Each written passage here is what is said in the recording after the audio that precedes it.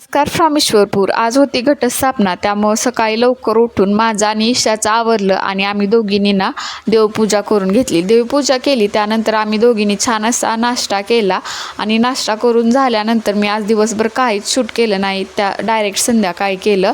संध्याकाळी छान अशी टोमॅटोची भाजी आणि चपाती असा बेत होता. आता चपाती करताना ना मला तुम्हाला माझं एक स्किल सांगायचं आहे. चपाती करत असताना ना ती पलटताना किंवा तिला तेल लावताना ना मला उलटण्याची आता गरज पडत नाही, ती मी हातानेच करत असते.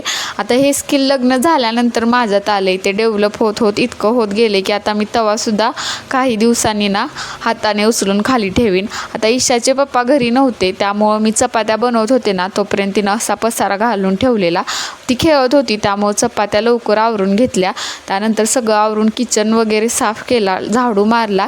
त्यानंतर आम्ही दोघी पण फ्रेश झालो, कपडे वगैरे चेंज केली आणि आमच्या घराबाहेरच ना दुर्गा माता बसवली, ती पाहायला आम्ही गेलो. चला बाय. आवडलं असेल तर नक्की लाईक करा.